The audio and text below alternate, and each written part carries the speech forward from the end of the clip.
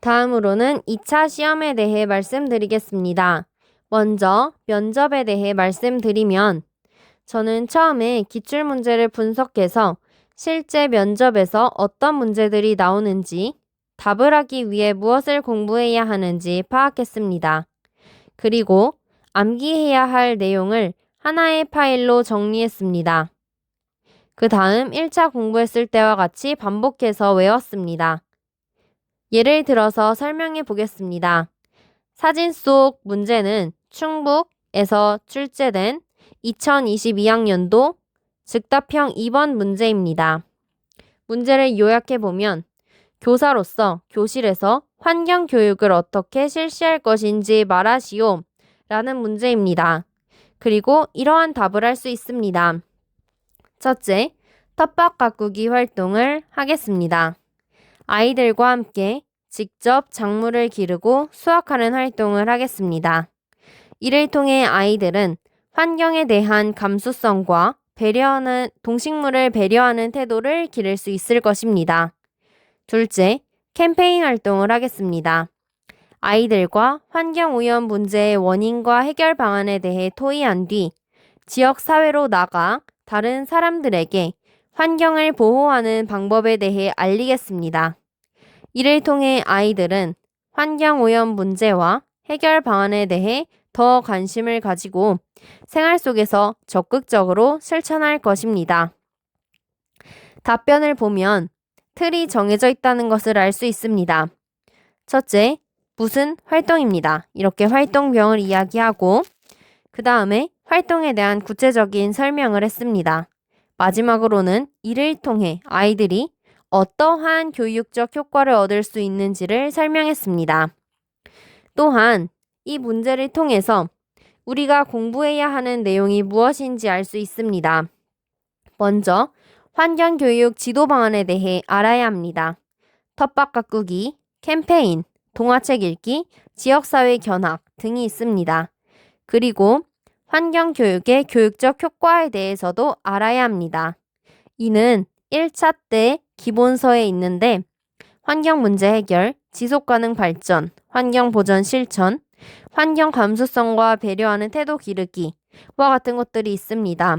저는 이러한 이론적 용어들이 반드시 답변에 들어가야 한다고 생각합니다.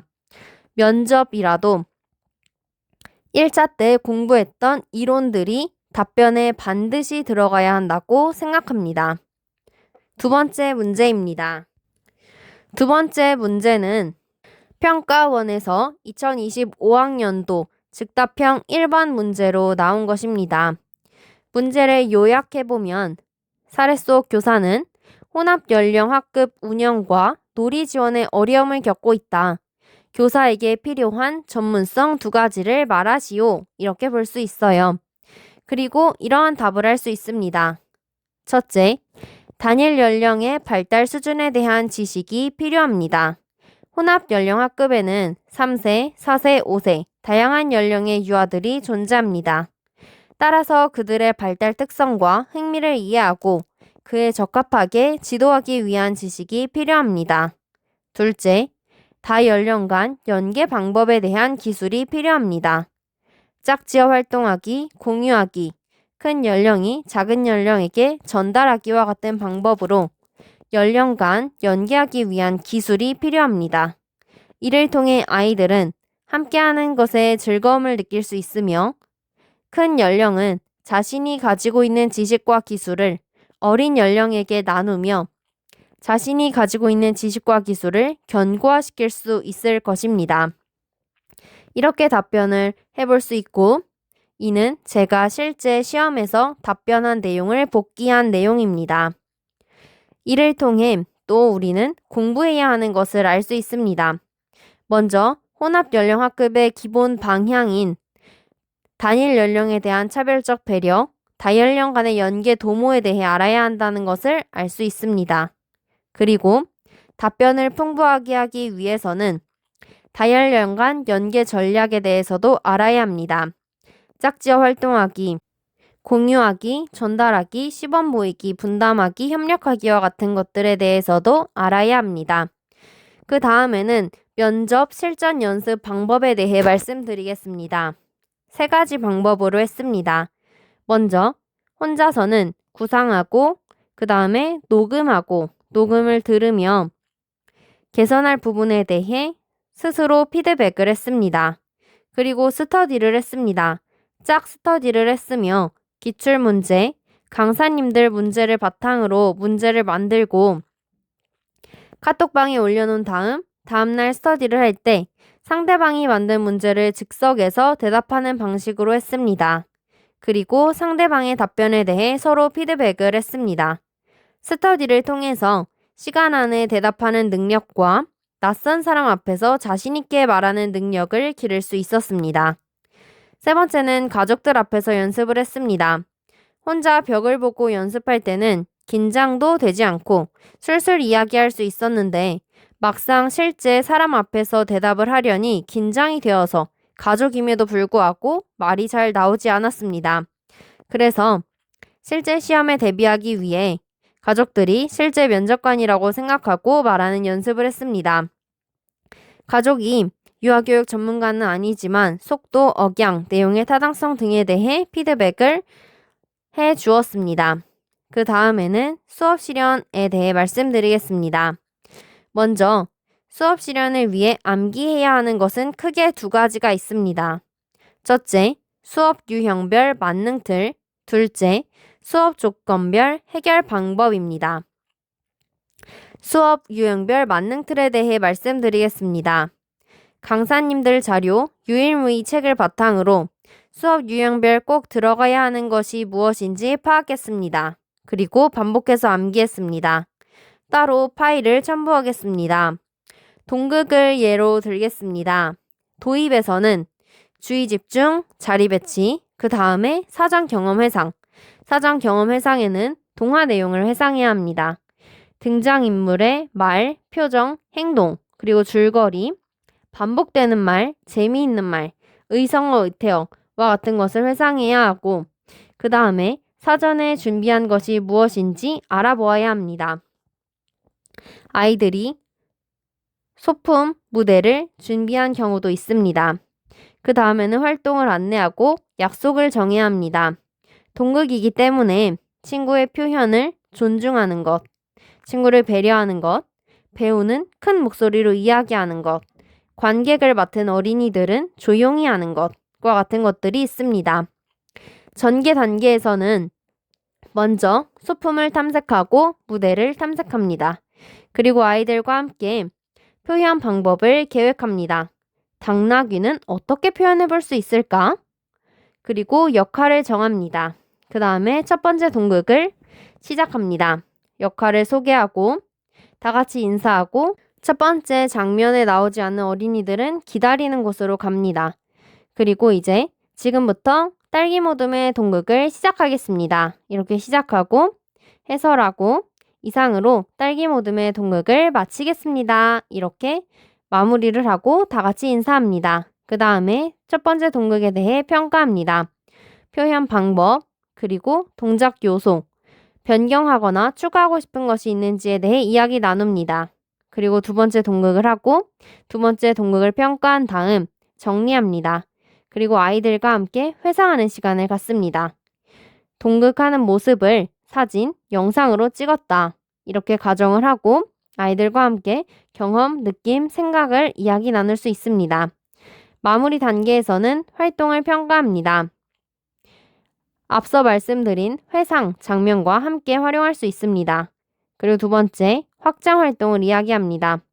아이들과 오늘 한 동극 활동을 바탕으로 또 해보고 싶은 활동이 있는지에 대해 이야기 나눌 수 있습니다. 그리고 전의를 하며 마무리합니다.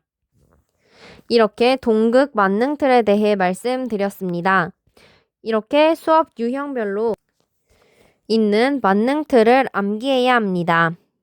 그 다음에는 수업 조건 해결 방법을 암기해야 합니다. 시험 문제에는 수업 조건들이 제시되어 있습니다.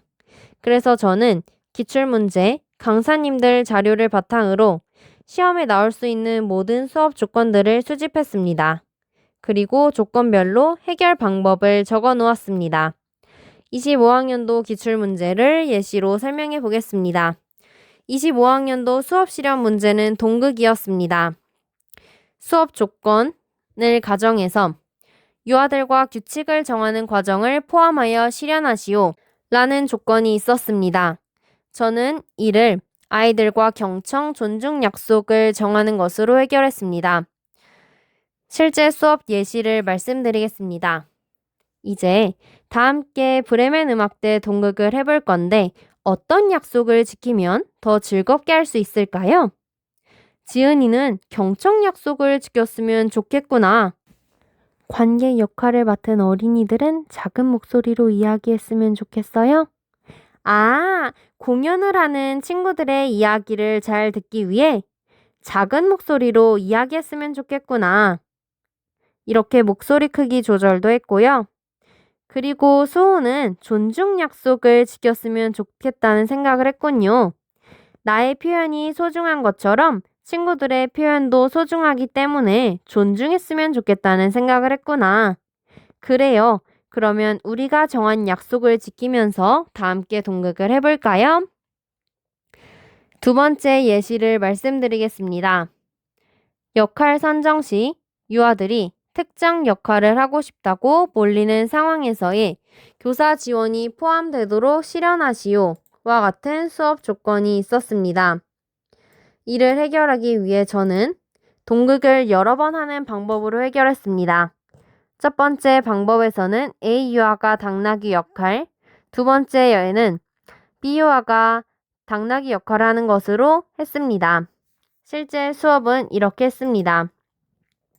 이제 역할을 정해볼까요? 어떤 역할을 하고 싶나요? 그런데 두 명의 어린이가 모두 당나귀 역할을 하고 싶은가요? 왜 당나귀 역할을 하고 싶은지 의견을 들어볼까요? 지은이는 당나귀가 다른 동물에게 그러면 우리가 음악대를 만들자 라고 큰 목소리로 이야기하는 부분이 멋있어서 당나귀 역할을 하고 싶었구나. 수호는 당나귀가 동극에서 더 여러 번 등장해서 당나귀 역할을 하고 싶었군요. 그러면 어떻게 해결하면 좋을까요? 지은이에게 좋은 생각이 있나요? 동극을 여러 번 했으면 좋겠구나. 그리고 지은이와 수호가 함께 이야기를 나누어서 누가 먼저 당나귀 역할을 할지도 순서를 정했구나. 그래요. 그러면 지은이는 첫 번째 공연에서, 수호는 두 번째 공연에서 당나귀 역할을 해볼까요? 이렇게 수업을 했습니다. 그 다음에는 이제 실전 연습 방법에 대해 말씀드리겠습니다.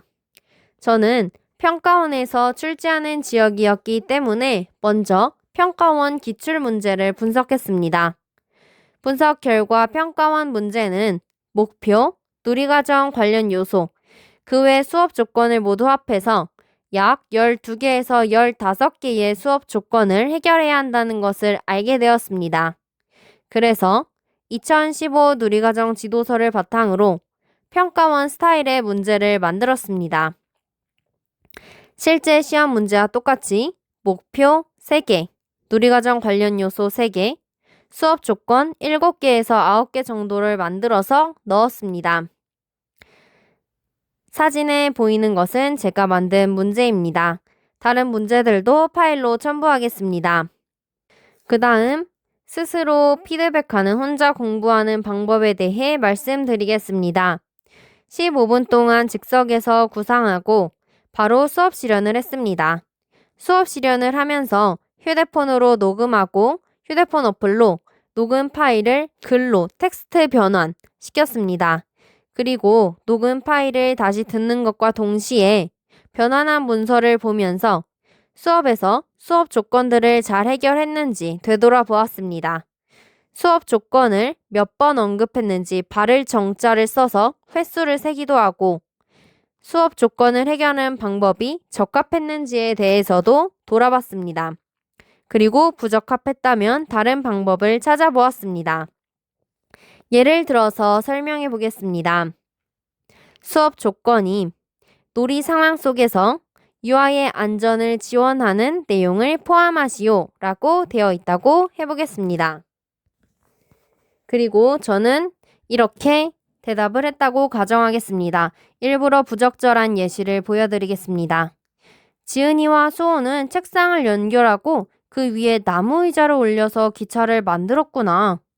위험해 보이는구나. 다른 놀이를 해보면 어떨까? 그리고 이와 같은 피드백을 할 수 있습니다. 문제 해결 방법이 너무 교사 중심적이다. 다른 방법을 생각해야 한다.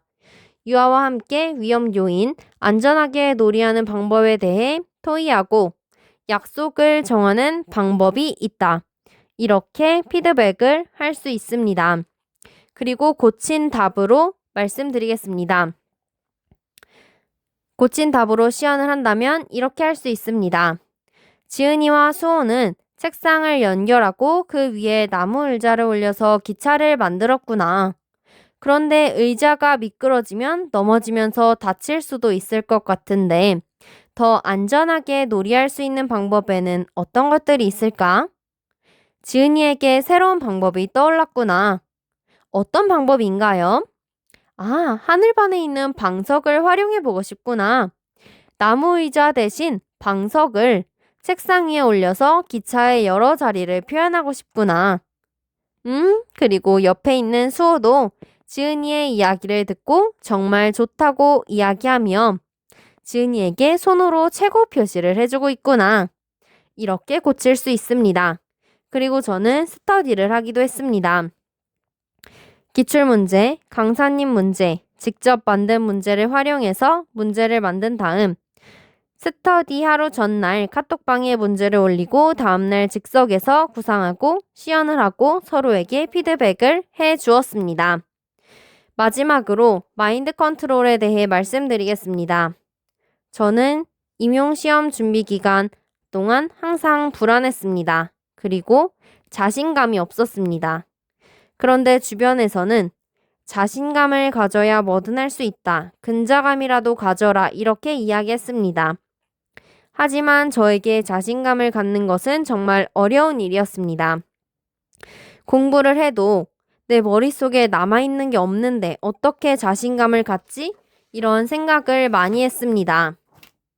이렇게 자신감은 없었지만 저는 어떻게 하면 합격할 수 있을지에 대해 아주 집요하게 끊임없이 고민을 했습니다. 밥을 먹을 때, 산책을 할 때, 친구를 만나러 갈 때 등 일상생활에서도 항상 임용에 대해 고민을 했습니다. 정답을 적기 위해 나에게 필요한 능력은 무엇일까? 기본서에 정말 많은 글자들이 있는데 이 중에 무엇을 외워야 할까? 서술형 문제는 어떻게 써야 할까? 등에 대해 계속 고민을 했습니다. 자신감은 없었지만 불안이라는 감정을 이용해서 합격하기 위한 방법에 대해 끊임없이 고민을 했습니다. 그리고 때로는 산책을 하면서 불안한 감정을 해소했습니다. 산책을 하면서 지금 나는 불안하구나. 왜 불안하지? 떨어질까봐 불안하구나. 그러면 어떻게 합격할 수 있지? 이렇게 혼자 생각하는 시간을 가졌습니다. 지금 내가 가고 있는 길이 맞는지, 어떻게 하면 합격할 수 있는지 정말 막막하고 불안한 감정이 들 때 언제든지 저에게 고민을 이야기해 주세요. 함께 고민을 해결하기 위한 방법을 찾기 위해 노력하겠습니다. 최선을 다해 도와드리고 싶습니다. 언제든지 연락 주셔도 좋습니다.